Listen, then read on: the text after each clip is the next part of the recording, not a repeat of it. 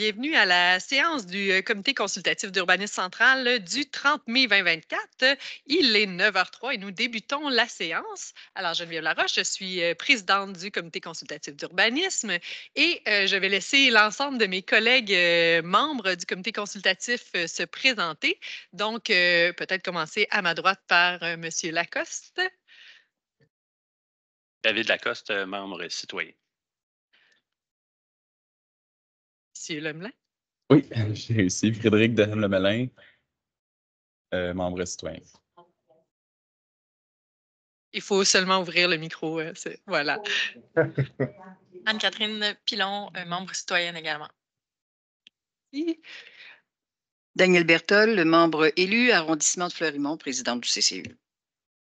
Aude Charon, conseiller de la ville de Sherbrooke, membre du CCU central. Merci. Et avec nous aussi à distance comme membre élu, M. Kibonge.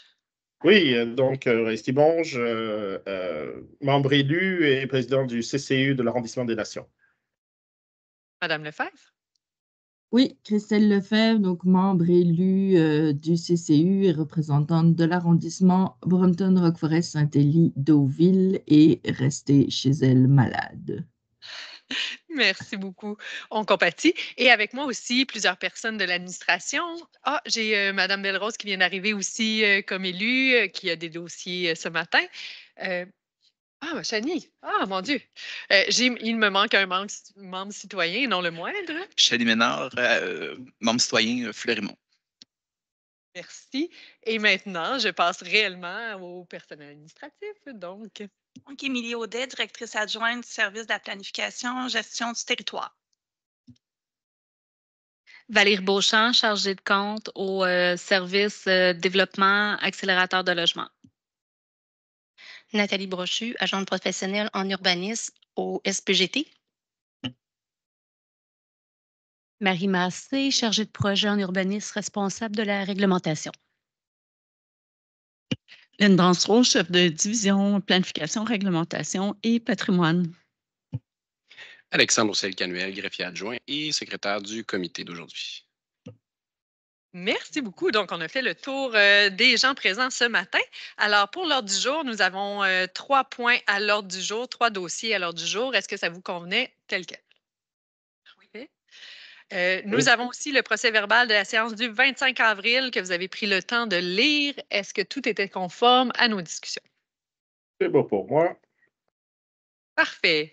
Ça nous amènerait donc au premier point, le point 7.1.1, la demande de modification au règlement numéro 1000, adoptant le schéma d'aménagement et de développement révisé de la ville de Sherbrooke, l'agrandissement de l'affectation du sol mixte à même une partie de l'affectation du sol commercial et de services régional. On est sur la 12e avenue, d'où la présence de Mme Belrose, par M. Pierre Posé pour La Roche Immobilier. Donc, c'est Mme Brochu qui va nous présenter le point. Allez-y.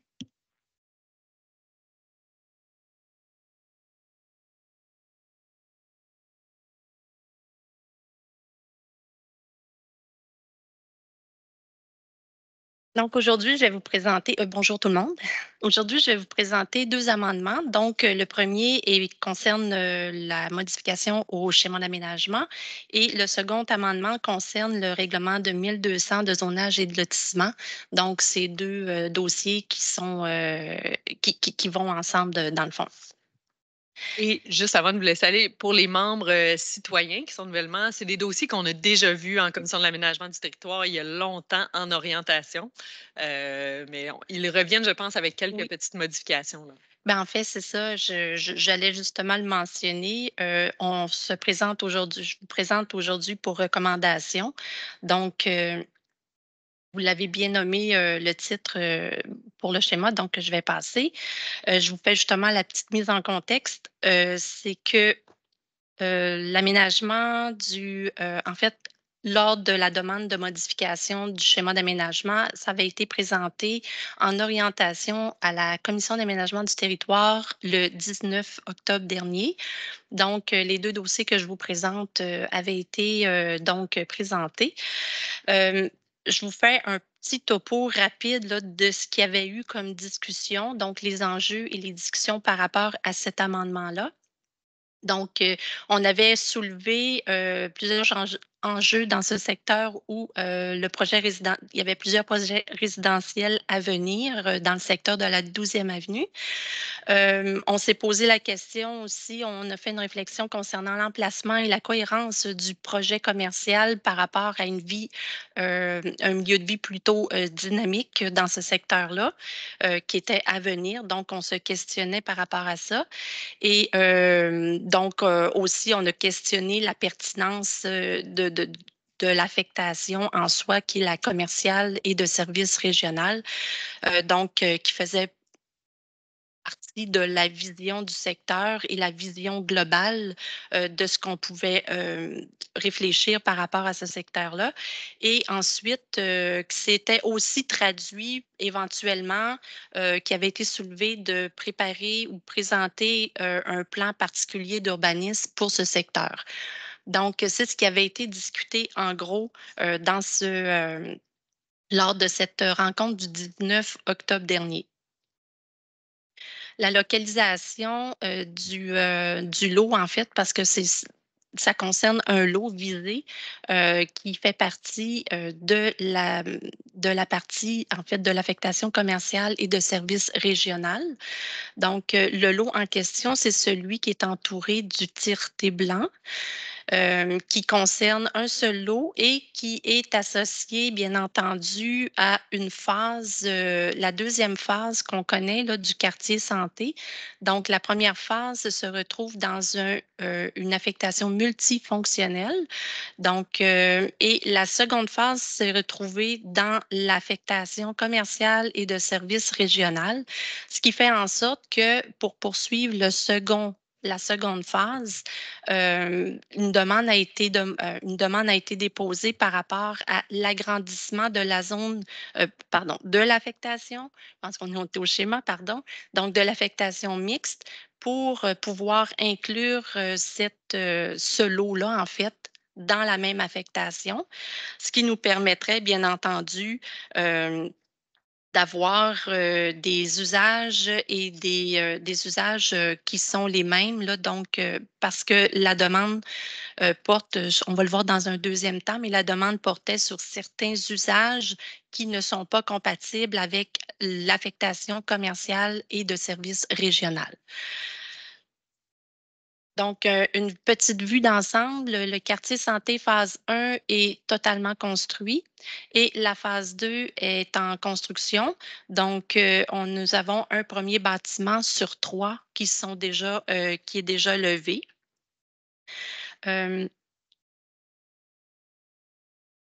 Donc, tout simplement, j'arrive rapidement à la recommandation qui était de modifier le plan 4 de l'affectation du sol afin d'agrandir l'affectation du sol mixte à même une partie de l'affectation commerciale et de services régional en y intégrant le lot 4 704 807. Je vous montre l'affectation donc actuelle. On est dans ce secteur-ci, encore de la 12e avenue, la rue Bossé. C'est ce petit polygone rouge ici qui devient, en fin de compte, rose, donc l'affectation mixte qui a été agrandie. Je tiens à préciser que tout ce qui concerne l'affectation commerciale et de services régional demeure. Donc, malgré la vision globale éventuellement du secteur, les informations, toutes les normes, toutes les dispositions, toutes les orientations demeurent à ce moment-ci. Donc, ça ferait le tour du premier amendement au schéma d'aménagement. Merci. Est-ce que j'ai des questions pour ce volet-là? C'est sûr qu'après ça, on va aller dans le plus précis pour le même dossier. OK. Ça va pour celui-là. Oui, Mme Dansereau? J'avais juste un élément à rajouter. Je pense qu'il a été omis de mentionner. Nathalie, si tu peux revenir juste l'image avant, la page avant, que les limites de l'affectation sur la propriété au sud est ajustée. Les limites de l'affectation commerciale et services régional est sont ajustés pour la propriété au sud. C'est vrai, c'est un oubli effectivement parce que effectivement ici, il y avait eu diverses modifications antérieures qui ont fait en sorte que ici, on a un projet commercial intégré qui avait un peu bougé. Effectivement, merci beaucoup, Lynn, par rapport à ça. Donc, on vient aussi ajuster certaines limites là, par rapport à la zone du projet commercial intégré. Donc, je vais vous présenter, c'est la zone C1165. Parfait. Donc, ça convient. Parfait. Oui, Madame Pilon. Juste pour être certaine de bien comprendre, dans le fond, si on demande un usage mixte, c'est pour éventuellement qu'il y ait des habitations qui puissent être construites. Pas nécessairement parce que dans le dossier que je vous présente présentement, c'est vraiment dans l'affectation mixte, oui, sur le territoire, on peut retrouver du résidentiel, mais dans le cas présent, il n'y a pas de résidentiel qui est prévu. C'est vraiment le projet commercial intégré. Donc, c'est la phase 1 qui est complétée et là, on va compléter la phase 2 à la suite de ces amendements. Mais il n'est aucunement prévu de résidentiel dans ce secteur-là. Dans le secteur, site, oui, là, mais le pas SEC, sur le- exactement. Ouais. Mais c'est que affectation régionale, c'est vraiment pour des très grands commerces, des grandes surfaces. C'est un peu comme le plateau Saint-Joseph, le carrefour de l'Estrie. Ça, c'est vraiment des affectations commerciales régionales, tandis que mixte, on peut retrouver du commerce, mais on n'est pas dans le grande surface. Là, c'est ça. En fait, c'est ça, c'est qu'on est dans des secteurs où on peut autoriser du commercial de 5000 mètres carrés et moins. Donc, dans ce cas-ci, dans le rouge, en fait, on peut aller vers du 5000 mètres et plus de superficie de plancher de bâtiment. Donc, grosso modo, on autorise des plus petits commerces que prévu au départ. Oui. Oui, en fait, je me demandais, parce que tu sais, ce que je vois, c'est l'ajout du C3 là, pour des bureaux. Fait que je me demandais un peu c'était quoi le plus-value par rapport à nos enjeux. Tu sais, on veut. Dans le deuxième. C'est dans le deuxième. Ouais, oui. Là, on est juste dans le schéma, fait qu'on est juste dans l'affectation. Puis par rapport aux enjeux, je me permets quand même le questionnement sur le PPU, si c'est quelque chose qui est en branle. On a bien nommé qu'avec le plan d'urbanisme, ça s'intègre au plan d'urbanisme, le PPU. Là. On ne peut pas le faire avant de faire le plan d'urbanisme.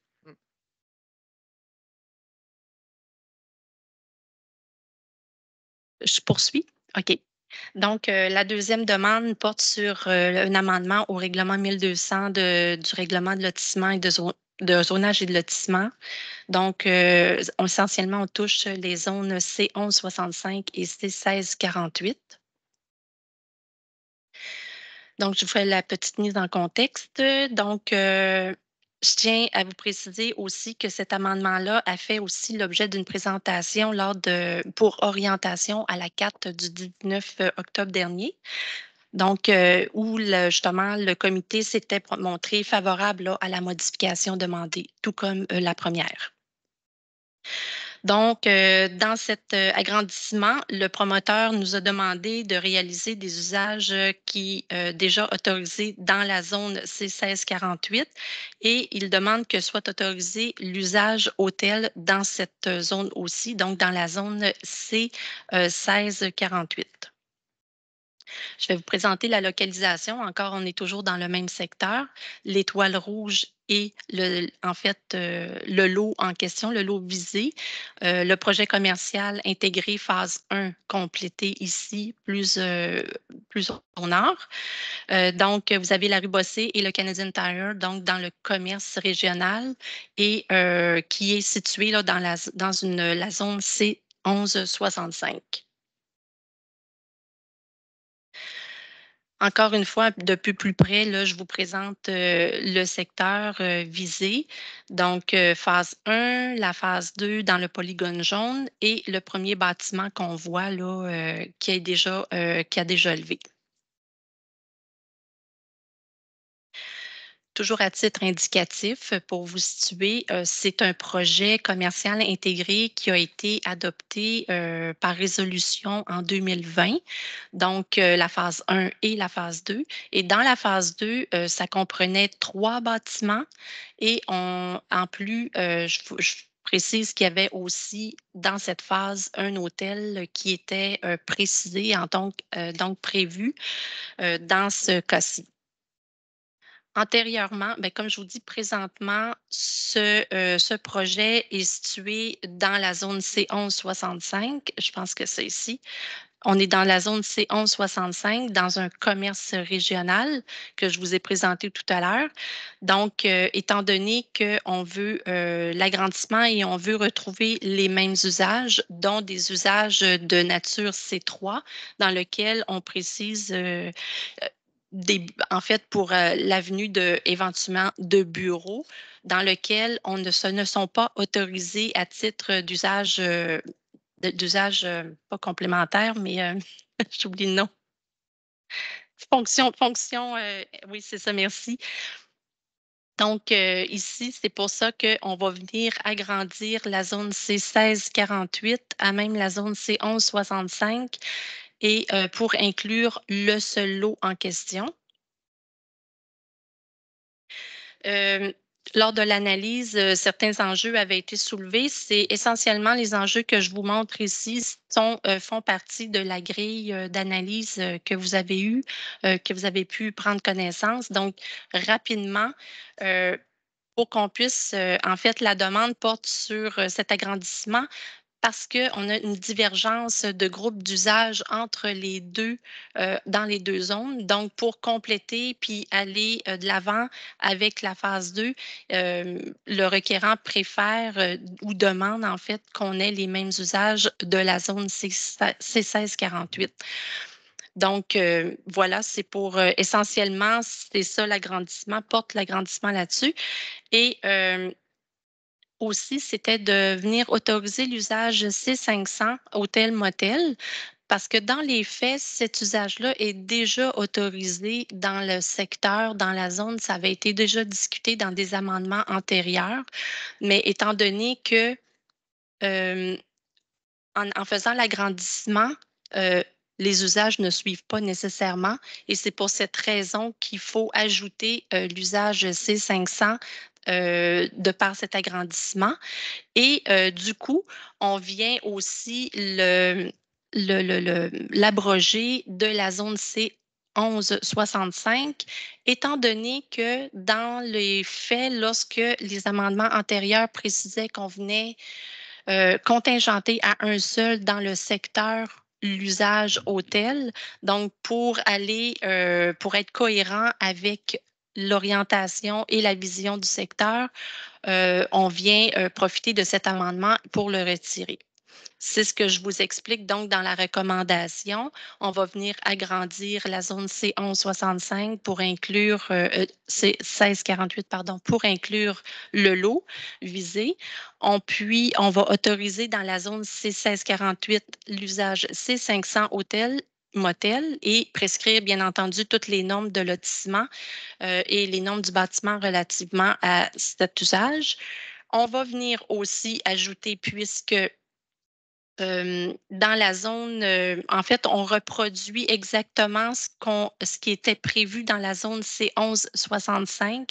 Donc, on les ramène dans la zone C1648 et c'est pour ça qu'on vient contingenter l'usage C500 à un seul et on limite à 105 chambres, pardon.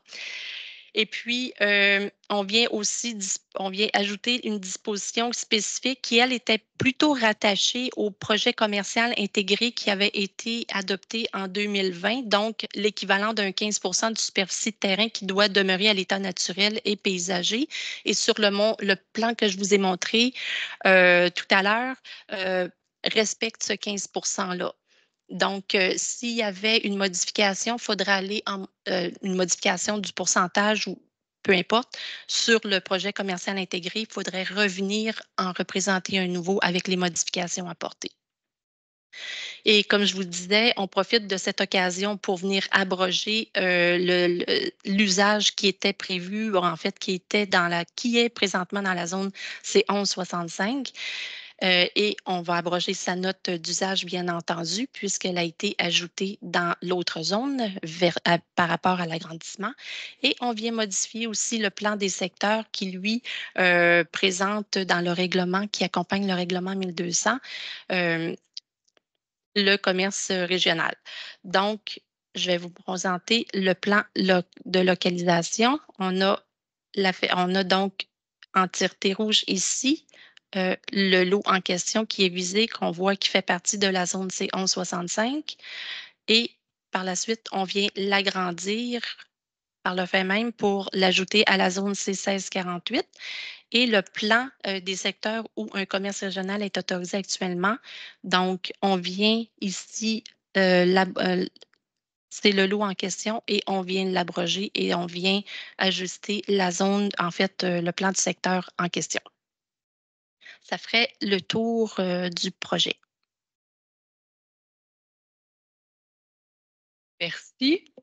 Je vais prendre les questions, J'ai une commentaires. petite question, Geneviève. Oh! Ah, je ne voyais pas ta main. C'est ce que je me doutais. Oui. En fait, ce n'est pas une question, c'est un commentaire, c'est pour le bénéfice de nos nouveaux membres.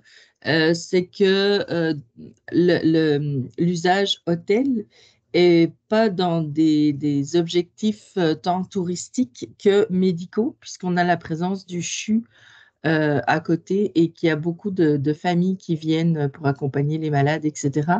Le Flora qui se trouve en face est d'ailleurs souvent plein par des usagers du milieu hospitalier et une vérification avait été faite auprès d'eux, là, de ce qu'on nous avait dit à la dernière rencontre. Ils étaient tout à fait à l'aise avec la présence d'un nouvel hôtel parce qu'effectivement, ils ne fournissaient pas au niveau du nombre de chambres. Donc, c'était plus une information complémentaire de nos discussions préalables que je voulais rappeler. Merci. Madame Berthold. Juste pour rectifier, c'est vraiment un hôtel qui peut servir à tout le monde, là. On s'entend, c'est pas juste au niveau médical. C'est ouvert à tout le monde et les démarches avaient été faites dans le temps parce qu'il ne faut pas partir avec l'idée que c'est médical, là. Non, c'est pas que médical. Ben, c'est ce qui a été dit, là, alors pour rectifier. Donc, ça avait été vérifié avec le motel Le Floral juste à l'avant. Tout était correct à l'époque. Tout devrait l'être encore. Lui, ça va juste lui apporter de la clientèle un peu plus ou tout au moins des gens qui vont pouvoir découvrir son endroit. Et nous, à l'arrondissement de Fleurimont, on considère que c'est un bon point que de pouvoir avoir le zonage hôtel. Et il faut dire que par contre, il y aura probablement, et je n'ai pas vu les plans, là, mais à l'époque où on nous en a parlé, il y avait des salles de réunion aussi qui étaient possibles. Donc, ça peut aider du côté, oui, médical, mais du côté général et tout ça, là, parce qu'on n'a rien dans l'Est pour recevoir les gens pour faire des réunions. Alors, moi, je pense que c'est un ajout important. Puis, de mon côté, c'est ce que je voulais apporter comme précision. Merci. Merci.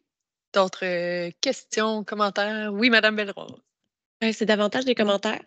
Je ramène ce que j'ai dit tantôt. Au début du mandat, moi, j'ai demandé qu'il y ait un PPU pour le secteur pour qu'il y ait un développement cohérent avec les besoins puis une nouvelle orientation. Je sais qu'on travaille avec des plans qui sont vraiment issus du passé, là. Mais c'est ça, je me demande si là, on est en démarche de plan d'urbanisme. Puis, moi, j'aurais vraiment aimé ça, qu'on crée un secteur là, super, parce que c'est rare qu'on a l'opportunité de créer un milieu dynamique. On aurait pu s'inspirer des villes 15 minutes. Il va y avoir tout le résidentiel autour, mais là, en tout cas, moi, je trouve qu'il y a un souci de cohérence. Puis, quand je regarde là, ce qui est permis, je me demande, parce que on a nommé la préoccupation d'avoir des services de proximité. Mais comment qu'on va s'assurer de favoriser ou d'attirer les commerces de proximité? Je le sens pas tant que ça. Là, puis surtout, je sais que les plans sont préliminaires, là. C'est pas ce qui est final, là, mais on voit l'hôtel. Oui, c'est intéressant. Je sais que c'est un besoin qui a été nommé. Moi, ma préoccupation par rapport à l'hôtel, c'est est-ce que c'est notre priorité numéro 1 par rapport à, là, on est en crise de logement, on va créer du résidentiel. Ce qu'on a besoin, c'est des services de proximité. Puis versus la capacité de nos infrastructures souterraines. Là. On a des gros drapeaux rouges qui sont levés. Je me demande, c'est-tu notre priorité? L'autre chose, tantôt j'ai nommé le C3, même chose, des bureaux. Tu sais, je veux dire, le secteur autour du CHU a son lot de bureaux. En face aussi, il y a des choses qui se développent. Est-ce que cet endroit-là, c'est pertinent? Je questionne. Toujours aussi avec la préoccupation des infrastructures souterraines qui sont, c'est ça, qui sont vraiment limitées. Ensuite, si on va dans le sens d'un hôtel et des bureaux, est-ce que c'est possible d'imposer une norme maximale de stationnement puis de demander qu'il y ait du souterrain? Tu sais, je veux dire, là, c'est un hôtel, des bureaux, ben, tu sais, je pense qu'ils ont les capacités, les moyens pour faire du souterrain à ce niveau-là. Puis, justement, venir ajouter. Moi, je trouve que 15 adopté en 2020, ben, on est en 2024. Moi, je trouve pas ça beaucoup, 15 de superficie qui doit demeurer à l'état naturel. Puis là, tu sais, il y a état naturel versus paysager, c'est pas la même chose, là. Je veux dire, ce qu'on aménage autour, ça peut être de la pelouse puis un petit arbuste versus état naturel, là. Fait que 15 au total, moi, je trouve ça peu par rapport à un secteur où on veut créer un milieu de vie dynamique avec du résidentiel en face, en tout cas. Puis jusqu'à maintenant, c'est ça, ce qui est bâti là, ben c'est très inspiré de, tu sais, du tout à l'auto, là, quartier 10-30, etc. Fait que, tu sais, à date, là, c'est pas très milieu de vie intéressant. Fait que si on peut venir au moins ajouter une norme maximale de stationnement du souterrain, puis augmenter le 15 de superficie naturelle, moi, je trouve que déjà, il y aurait une recherche de compromis par rapport à nos objectifs de développement de la ville. Voilà. Ah, puis dernière chose, je le répète à toutes les fois, là, mais on n'a pas prévu aucun secteur dans tout ce qui est développé sur la 12e pour des services. Garderie, école, etc., parc. Fait que, tu sais, à un moment donné, il va falloir les placer quelque part ou prévoir un espace pour ça. C'est tout. Merci. C'est toujours vraiment le gros défi quand on est en planification de l'aménagement du territoire puis qu'il y a plein de dossiers qui ont déjà cheminé dans la machine et qui ont des avancements. Mais je partage beaucoup de vos préoccupations. À ce moment-ci, juste nous faire un topo de ce qui est encore, parce que là, on modifie le schéma, le zonage, mais au niveau, après ça, des leviers pour faire modifier le PCI puis avoir des exigences autres, qu'est-ce qu'on a comme marge de manœuvre? Ben, en fait, je comprends très bien que les demandes portent beaucoup sur le projet en soi, ce qui n'est pas, ce qui n'est pas l'objet de la présentation ce matin, parce qu'on est vraiment dans la modification au zonage. Ce que je peux dire, là, présentement, on a un projet commercial intégré qui avait été adopté en 2020. Si on doit le rouvrir à nouveau, là, je veux dire, ça serait pour apporter ces modifications-là. Mais dans le cadre de la modification au règlement, ici, je ne peux pas nécessairement travailler sur le 15 ou sur le nombre de cases de stationnement, puisque c'est attaché au projet commercial intégré présentement. Donc, mais est-ce que c'est une possibilité de le réouvrir? Est-ce qu'on a... mais on est, lui pourrait nommer, le promoteur pourrait dire, moi, je ne veux pas le réouvrir. Si je comprends bien, il est déjà adopté. C'est ça exactement, parce que lui, il peut aller avec ça, tout comme on sait très bien que les projets, des fois, c'est adopté, mais 4 ans plus tard, ils reviennent parce qu'ils modifient ou quoi que ce soit, parce qu'il y a eu quelques discussions par rapport à la hauteur de son hôtel, par exemple, au nombre d'étages, ou le nombre d'étages, par exemple, je reprends, il était question du 3e bâtiment. Je ne parle pas de l'hôtel, là, mais le bâtiment que je vous ai montré tout à l'heure, je vais revenir là, pour être sûr que vous me suivez bien.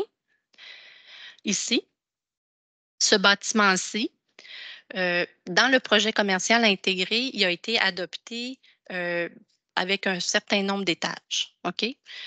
Donc, là, on marque 2 étages là, sur le bâtiment. Lui, il voulait monter à 4 étages dans le cadre de la modification au règlement de zonage. Ce que nous lui avons précisé, c'est que s'il touchait au nombre d'étages, on devait retourner et ouvrir le PCI. Donc, il a décidé de laisser tomber. Fait que c'est pour vous dire que si je touche au 15 si je touche au nombre d'étages, au nombre de cases de stationnement, tout est ficelé par rapport à ce dossier-là. Fait que si lui décide d'aller de l'avant avec ça, c'est ça qu'on va voir. Et avec les usages qui sont présentement là, offerts là, et présents dans la zone. Merci. Par contre, il y a certainement la réflexion par rapport au plan d'urbanisme qui s'en vient. Donc, je pense qu'effectivement, on va pouvoir ouvrir puis faire un chantier par rapport à ça, là. Mais pour le moment, dans le cadre du projet ici, ça ne peut pas se faire nécessairement, là. À moins qu'il y ait une ouverture, là, lui-même faire des modifications. Exactement, à moins que ça vienne du promoteur. Puis sur la partie état naturel, bien, c'est sûr que quand on dit état naturel, c'est des aménagements habituellement paysagers parce qu'il n'y a plus de nature dans ce secteur-là. De toute façon, on ne peut pas laisser à l'état naturel, ce serait vraiment terrible. Mais C'est ça que je disais que c'était pas beaucoup. en effet. Mais oui, ça, c'est vraiment des normes qu'il va falloir revoir de manière importante parce qu'effectivement, on est en train de créer quand même un gros îlot de chaleur, là.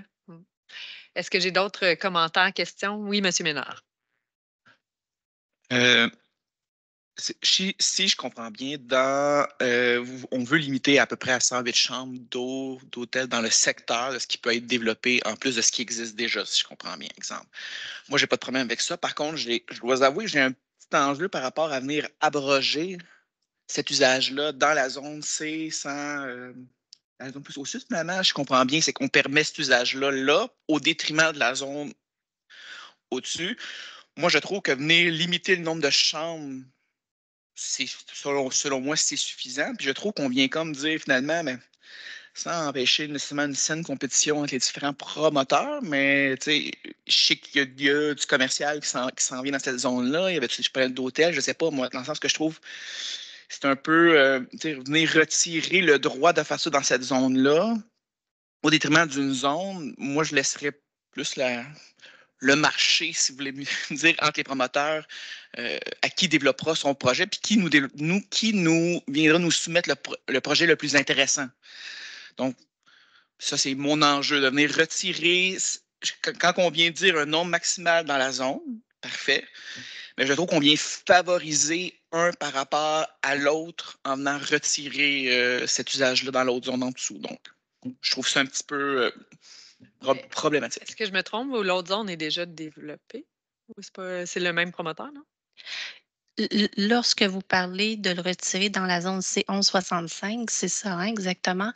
En fait, si je reviens un peu en arrière, lors d'amendement, c'est deux promoteurs, OK, différents, là, les deux projets. Tu en as un, c'est le groupe La Roche Immobilier, puis l'autre, c'est le groupe Custo. Là. Donc, ce qui est arrivé, c'est que quand est venu le temps de faire le schéma d'aménagement, on a créé cette zone de commerce régionale, OK?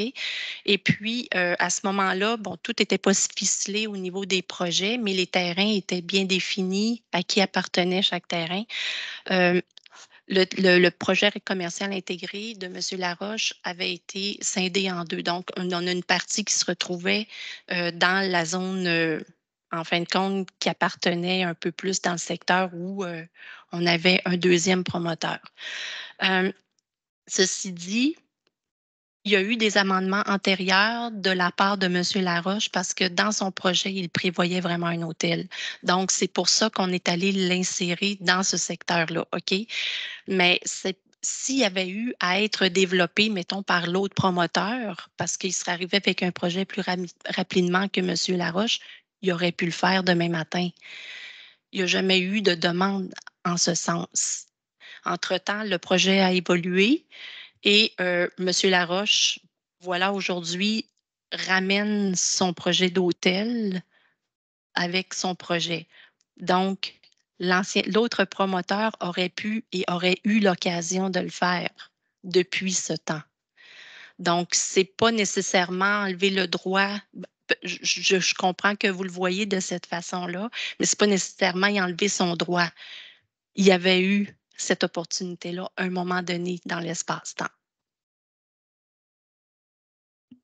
C'est sûr qu'on comprend qu'il vient déposer un projet, dans le sens que le nombre des fois de projets qui peut être soumis qui ne se réalisera pas au final, ça peut arriver. En fait, tout ce que tout ce que je me dis, c'est que est-ce qu'on vient pas, au point de vue de la ville, est-ce qu'elle vient pas se mettre dans une position qui pourrait être judiciairement, on s'entend, c'était juste mon interrogation par rapport à ça. Là. Je n'ai pas assez de connaissances pour ça là-dessus, là, venir se protéger là-dessus, en tout cas. Mais si je ne me trompe, le dossier du terrain dont on parle a été aussi vu en orientation dernièrement sans projet de ce type-là. À ce moment-ci, là, c'est ce que je comprends. Il n'y a pas de vision d'aller vers ça par. C'est bon. Est-ce qu'il y a d'autres questions et commentaires? Ah oui? Ah oui, ben oui. Hey, là, je vous regarde. Oui, c'est ça. Ben oui, absolument. Madame Pilon, je les prends dans l'ordre des mains levées. Là. Ben, je vais y aller. En fait, ça va un peu dans le même sens que la question de Marie, parce qu'il y a eu, à travers le temps, un projet ou des visions d'un centre des congrès dans l'Est à cette hauteur-là. Est-ce qu'on vient se tirer dans le pied en limitant, je ne sais pas si c'est toujours dans le carton, mais est-ce qu'on vient se tirer dans le pied en limitant qu'à ce terrain-là? Est-ce qu'il y en a d'autres dans le secteur qui ont du zonage C500 pour avoir des hôtels autour ou justement, on vient cantonner en disant c'est là qu'on le veut, puis c'est tout. Donc, moi, sur le changement de zonage, cette petite ligne-là me dérange plus parce qu'on se dit ben, est-ce qu'on se limite ou est-ce qu'on vient trop se limiter ou est-ce qu'on vient limiter d'autres futurs projets qui seraient plus gros, complémentaires ou peu importe, en ajoutant le C500 seulement à ce lot-là?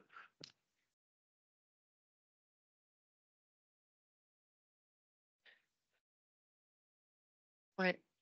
Ben, normalement, j'imagine un centre de congrès, ça aurait été plus dans une affectation commerciale régionale. Oui, on n'est pas dans le même. Ben, moi, à ma connaissance, il n'y a plus de projet comme ça. Est-ce que la ville de Sherbrooke, dans un plan d'urbanisme, voudrait un centre des congrès à cet endroit-là? Moi, je suis plus de l'optique ouais, qu'on va avoir besoin d'un milieu de vie pour les gens qui vivent là. Fait que l'hôtel, je pense qu'il répond à des besoins complémentaires, mais quand même, ce qu'on a besoin, c'est d'avoir des commerces, une vie pour le quartier aussi. Mais la question se pose, là. Il n'y a pas de réponse. Est-ce que vous avez des indications là-dessus? Je pourrais peut-être rajouter une chose.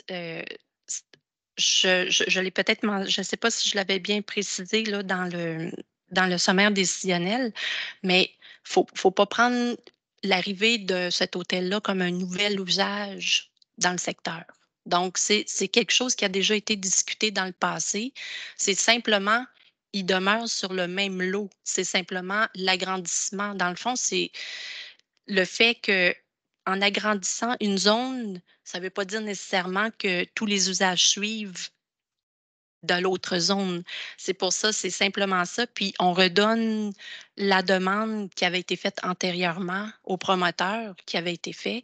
Donc, on le ramène dans la zone puisqu'on a agrandi pour avoir un seul, pour qu'on ait un seul, deux terrains dans un seul et même dans la même zone. Donc, il ne faut pas le voir comme nouveau. Et puis, je tiens à préciser aussi que ce projet-là, qui est à titre indicatif toujours, ce n'est pas l'enjeu ce matin, mais il n'y a personne encore qui va nous dire, puis que personne va nous dire qu'on a un projet d'hôtel qui va arriver là. Cet hôtel-là pourrait tout simplement être changé en bâtiment commercial simplement. Là. Donc, on ne peut pas insinuer l'arrivée d'un hôtel imminent. Mais donc, le projet va minimalement revenir en PIA là, avec le PCI. Parce que si on dit que le PCI a été approuvé, mais... Le PCI a été approuvé et aussi il a été présenté à cette époque-là, on ne présentait pas, il n'était pas accompagné d'un PIA, si je me souviens bien, mais tous les projets commerciaux maintenant et projets résidentiels sont soumis là, au PIA. Mais il me semble qu'en 2020, ce ne l'était pas, si je ne me trompe pas. Là. Donc, il ne reviendra pas parce que ça va... En principe, non. Mais s'il revient, avec un changement, mettons qu'on décide de faire 4 bâtiments. Aujourd'hui, on est obligé de le passer en PCI, un nouveau projet, ainsi qu'au PIA. s'il revenait aujourd'hui parce que notre réglementation l'exige. Madame Pilon? Moi, c'était plus une question par rapport justement à l'hôtel, mais là, je comprends que le projet, c'est pas de ça dont il est question aujourd'hui. Par contre, par rapport à l'hôtel. Rapprocher, merci. Je nous inviterais à penser aux besoins en hôtel à la grandeur de la ville. Je pense que les gens qui viennent de l'extérieur, plus ou moins 15 minutes, je trouverais ça dommage qu'on vide un. Il y a quand même pas mal d'hôtels à Sherbrooke. Est-ce qu'on a vraiment des besoins de construire un autre hôtel à 100 chambres? Je penserais plus à développer les modes de déplacement entre les hôtels puis le CHU de manière efficace plutôt que de nécessairement penser à un hôtel dans le secteur. Peut-être qu'il y a le besoin, je ne le connais pas, mais je pense qu'on doit évaluer les besoins à l'échelle de la ville au complet. Je trouverais ça dommage qu'on hypothèque. Mais ça sera peut-être une réflexion pour le futur. Merci. Est-ce que là, je ne vois plus de main levée? Est-ce que ça fait un tour? Comment. Parce que là, il faut se positionner sur la recommandation. Oui? Moi, je suis en accord avec la recommandation. Depuis le temps que le projet existe, je pense qu'à un moment donné, il faut aller de l'avant. Je suis consciente aussi des préoccupations de l'hébergement, du locatif. Il faut loger notre monde, là, mais je pense qu'on n'est pas dans un endroit spécifiquement où on pourrait ériger un bloc appartement, puis malgré qu'il y a des services de proximité autour.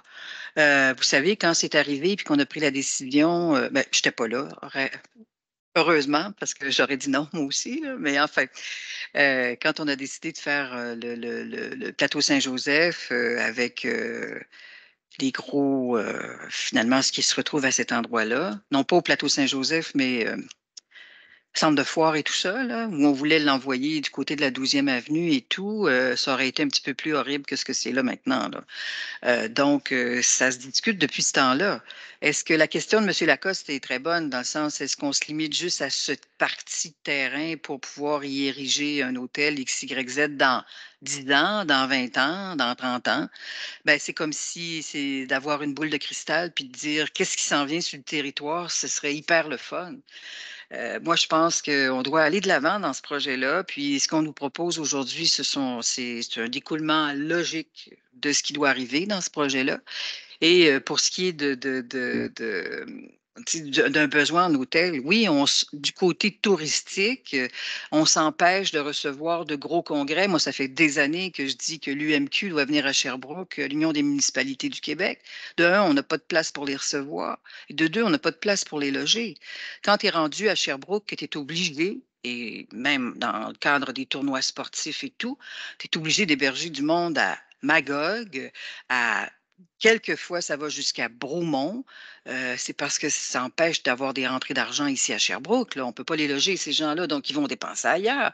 Alors, il faut les accommoder, ces gens-là. Puis, est-ce que ça se fera demain matin? J'en doute. Qui sera là? Je ne sais pas. Puis, on avait pensé la même chose pour le centre de foire. On a dit, ben oui, ça nous prendrait un hôtel. Je veux dire, Destination Sherbrooke a cherché autant comme autant pour attirer quelqu'un, puis il n'y a pas personne qui veut y aller, là. Donc, on est dans l'expectative, on est dans la boule de cristal, puis on se dit, bon, il va arriver quoi? Alors, je pense qu'on doit être plus terre à terre, nous, le CCU central, puis dire, allons-y avec les recommandations qu'on nous fait. Je peux comprendre très bien la position de Mme Belrose. On le verra en PU et on travaille fort en plan d'urbanisme. Il y a beaucoup de choses à joindre à ce plan d'urbanisme-là. C'est un peu compliqué, ça arrive drôlement, mais enfin, on travaille fort. Puis, je pense qu'on doit faire confiance en ce qu'on nous propose. Puis, allons-y. Puis, de toute façon, pour ce qui est des problèmes en eau et en desserte, ben, on l'a toujours dit, premier arrivé, premier servi, là. On ne peut pas dire non, toi, tu vas passer en troisième, toi, tu vas passer en deuxième ou toi en premier, là. On est là, on est là. Masson va drainer beaucoup, mais il reste encore de l'espace, puis il reste encore de la place pour des projets de cette envergure-là. Alors, comme je l'ai été depuis le début de l'évolution de ce projet-là, moi, je suis en faveur de cette recommandation. Merci. Bon, là, il faut absolument passer à une recommandation. Donc, tout le monde est toujours libre d'être pour une recommandation ou de mettre sa dissidence sur une recommandation. C'est un projet un petit peu briseur parce qu'effectivement, on est comme attaché avec un PCI. Fait qu'on est juste dans les usages, vraiment dans les fonctions. Fait que c'est difficile parce que moi, je partage tout à fait qu'on a besoin d'avoir une vision pour ce secteur-là, puis que là, on est un peu attaché, puis on est un peu pris avec ça. Moi, j'aurais envie de dire que le meilleur des mondes, que j'aimerais dire au promoteur, qu'on l'invite à ouvrir son son PCI pour pouvoir retravailler quelque chose qui va encore mieux répondre aux besoins du secteur. Puis je sais qu'il y a une ouverture des fois à bien s'intégrer dans un milieu. Moi, je trouve que ça serait la plus belle option pour qu'on puisse retravailler quand même un petit peu plus, même ce qu'on a vu avec l'autre projet aussi, qu'on veut travailler au niveau mobilité. On veut s'assurer que le projet a des bonifications au niveau verdure, qu'on limite les îlots de chaleur. Je pense qu'on est dans cette tendance-là. Puis c'est un peu ça qui accroche, je pense, dans ce projet-là. Mais on a un PCI, il pourrait se réaliser demain matin en ce moment-là. Ça serait juste pas nécessairement un hôtel ou un... Bon, mais tout pourrait se réaliser demain matin. Fait que, voilà, est-ce que les membres, vous êtes prêts à vous prononcer? Donc, oui. Je pense que je vais exprimer une dissidence. Je me sens pas assez confiante, mais c'est pas nécessairement un refus, là, c'est plus que je suis pas assez confiante. Absolument. C'est tout à fait un droit. Mhm.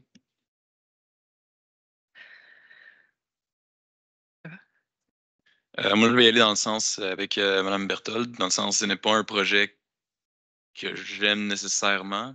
J'ai bien hâte avec le plan d'urbanisme que les choses changent, mais rendu à ce point-ci, je pense que ça serait en tant que développeur, pas à Sherbrooke, mais à l'extérieur, je pense que ça serait un mauvais signal qu'on enverrait de changer à la toute dernière minute quand on sait que ça fait 4 ans et plus que ça se trame.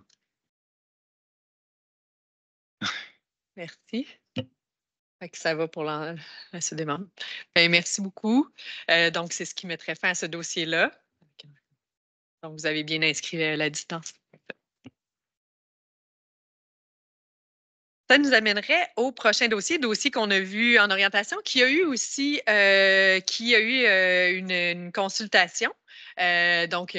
Organisée par le promoteur à notre demande parce que le comité consultatif d'urbanisme central souhaitait que le promoteur, on ne peut pas l'exiger, mais on l'a demandé et il s'est prêté au jeu d'aller voir les citoyens. Ça a été une salle, ça a fait salle comble. J'y étais personnellement, Mme Beauchamp aussi. Je vous dirais que on a senti quand on est arrivé, oh, OK, ça va être un gros morceau. Et finalement, la soirée s'est extrêmement bien déroulée. Les gens ont été très agréablement surpris. Ça a suscité quand même des questionnements, mais au final, on s'est retrouvé avec plus de citoyens des environs qui voulaient louer un nouvel hébergement dans le nouveau bâtiment qu'il y a autre chose. Non, mais je rigole avec ça, mais je pense que ça a été bien accueilli. Oui, il y avait des craintes, ce qu'on a nommé nous-mêmes qui nous faisait peur au niveau de la hauteur équivalente. Il y avait certaines craintes, mais le fait que le bâtiment ait été vraiment avancé, qu'il y ait de l'espace entre les deux, je pense que c'est quelque chose qui a été favorablement accueilli par le quartier. Maintenant, ce n'est pas une garantie non plus que l'ensemble, il y avait peut-être une 50aine de personnes. Merci, Mme Brochu. Oui, il y avait au moins 50-75 personnes à la séance. Je peux-tu juste oui. dire un petit mot pour appuyer ce que vous dites, Madame la Présidente? Vous savez, des fois, on y veut avec des gros yeux quand on fait partie du CCU central, de proposer aux promoteurs d'aller rencontrer les citoyens parce qu'ils pensent qu'on est comme contre, puis on veut, excusez l'expression anglaise, se baquer, là, tu sais. On n'est pas certain ou certaine de notre décision. Mais dans la majorité des cas, c'est positif. Donc, c'est toujours plus facile pour le promoteur de le faire. Donc, je lance un appel à tout le monde là, en disant, ben, pas à tout le monde, mais aux promoteurs, que quand on vous suggère ça, vous n'êtes pas obligé de l'accepter, là. Mais quand on vous le suggère, c'est une bonne recommandation d'y aller. Merci. En effet. Puis, tu sais, je pense qu'il était très nerveux au début, mais au final, lui, il est gagnant aussi parce que quand il va déposer son projet, il sait qu'il a déjà franchi une grosse étape, là, qu'il ne sera pas dans les journaux en scandale puis à être en réaction. Tout à fait. Ouais. Tout à fait, oui. Donc, je vous laisse aller, Mme Beauchamp, avec l'explication du projet. Donc, ce matin, justement, ben là, je vous présente vraiment la demande d'amendement réglementaire au règlement de zonage numéro 1200 concernant le terrain en tant que tel qui se trouve dans la zone H1033. Donc, vous voyez ici, c'est le terrain du coin, donc au coin de Claire-Jolicoeur et du Pacifique. Donc, le terrain se trouve dans l'aire d'affectation. Vous le voyez, c'est le terrain qui est en jaune ici. Donc, c'est un très gros terrain. Une bonne topographie. Donc, comme le mentionnait Mme Laroche, topographie plus à l'arrière. C'est pour ça qu'on demande une marge avant 6 mètres pour permettre un bâtiment de 9 étages qui est déjà autorisé au zonage, mais pour minimiser la hauteur pour ne pas encombrer les bâtiments qui sont déjà en arrière. Donc, le terrain se trouve dans la zone d'affectation résidentielle de forte densité au schéma d'aménagement et est à côté de l'aire d'influence du centre-ville qui est de prédominance résidentielle. Donc, vous voyez, c'est vraiment ici à titre indicatif les images 3D. Donc, on présente le projet dans son milieu bâti, dans le cadre bâti. Donc, je vous répète encore ici, là où vous voyez les arbres, c'est la fameuse pente, la topographie qui est quand même assez importante, qui fait en sorte que le promoteur pourrait respecter la marge de 9 mètres avant. Par contre, c'est sûr que au niveau de la hauteur, il viendrait dépasser les bâtiments en arrière, ce qui ferait que les gens n'auraient plus cette magnifique vue sur le lac des Nations. Donc, je vous montre encore un peu ce que le bâtiment pourrait avoir l'air du pont Jacques-Cartier, vous le voyez. Encore une fois, c'est vraiment à titre indicatif. Le projet doit être représenté au CCU central pour le PIA, donc l'architecture, l'aménagement, tout ça. Aujourd'hui, on parle vraiment de l'amendement réglementaire. Donc, c'est quoi l'objet de la demande? Donc, comme je vous disais, présentement, à la grille, on demande une marge minimale avant de 9 mètres. Ici, le promoteur demande 6 mètres et aussi c'est sous recommandation du CCU d'arrondissement des Nations qui a été demandé ce fameux 6 mètres pour justement permettre un dégagement, mais aussi de conserver la vue des citoyens en arrière. Donc, voilà. Et aussi, ce que le promoteur demande, c'est au niveau du lotissement. On a toujours ce fameux 90 mètres carrés qui s'impose sur tout projet qui a plus de 18 logements. C'est-à-dire que dès que le projet arrive à un 19 logements, tous les logements supérieurs, donc tous les logements additionnels, on demande d'ajouter un 90 mètres carrés sur la superficie du terrain. Ça fait plusieurs fois qu'on demande des modifications par rapport à cette norme-là.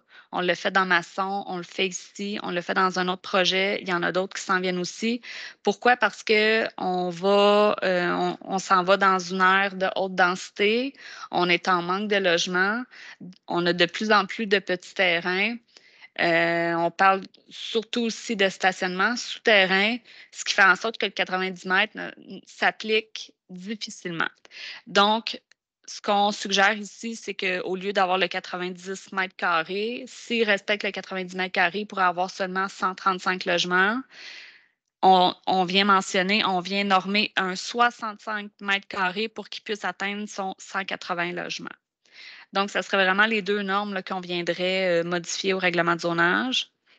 Je ne vous lirai pas tout le projet de règlement, mais je vous l'ai résumé. Donc, si vous avez des questions, je vais vous remettre l'image où on voit le milieu bâti. Merci. C'est un dossier qu'on a quand même vu et discuté, mais est-ce qu'il y en a qui ont des nouvelles questions, des commentaires? Soyez bien ouverts. Oui, Mme Pilar, je pense que vous n'étiez pas avec nous quand on l'a vu en orientation. Non, c'est ça, exact. Allez. C'est juste par curiosité, le 65 versus 90, ça sert à quoi exactement, l'ajout? C'est par rapport à la densité. C'est-à-dire que à l'époque, dans le règlement, on est venu dire, pour avoir un maximum de densité, il faut quand même respecter un minimum de superficie de terrain parce qu'on voulait quand même conserver des espaces. Par contre, là, de plus en plus, on voit que cette norme-là est difficile à atteindre, justement parce que il y a moins de terrain, les terrains sont de plus en plus petits et on sait que maintenant, les coûts de construction, le manque de logement, tout ça fait en sorte que ben, on veut avoir plus de logements, plus de densité. Donc, souvent, les 90 mètres au niveau du terrain, le terrain n'est pas capable de l'atteindre. Quand on regarde ici le bâti, on ne manque pas d'espace, là. Par contre, il y a beaucoup de logements, mais la majorité des stationnements sera souterrain. Il va y avoir des aires d'agrément autour, il va y avoir une piscine, tu sais, tout ça. Mais de plus en plus, le 90 mètres est compliqué là, à respecter. Puis je ferai la nuance parce que ça ne touche pas le pourcentage de surface au sol d'espace vert, dans le sens où pas du tout. Là, c'est vraiment que par logement, on voulait une superficie de terrain disponible, si on veut. Mais là, ici, on monte en étage. Là, fait que, au niveau du pourcentage, je ne me souviens pas on est à combien, là, mais le pourcentage est quand même bon là, pour le projet en espace vert et non minéralisé. C'est juste que on n'a pas par logement parce qu'on a ajouté un nombre de logements. Dans le fond, c'est vraiment dans la densification, le 90 mètres disponible pour chaque logement. Il faudrait se limiter. Tout à fait. Puis, pour ajouter, là, ce qui démontre présentement, il conserve 50 de son terrain en aménagement et en aire d'agrément. Nous, on demande 40 au zonage. Il en offre plus, il offre le 50 Si on ne faisait pas ce changement-là, en somme, on aurait quelques étages de moins de logements, mais pas nécessairement plus d'espace. Voilà.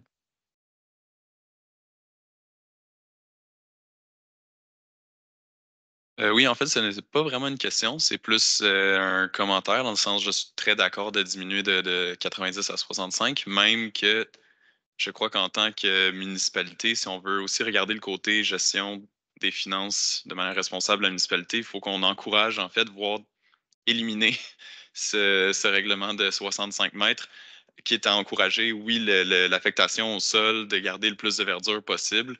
Donc, veut pas, nous, la seule chose qu'on a, c'est pouvoir taxer l'immeuble, donc terrain plus bâtiment.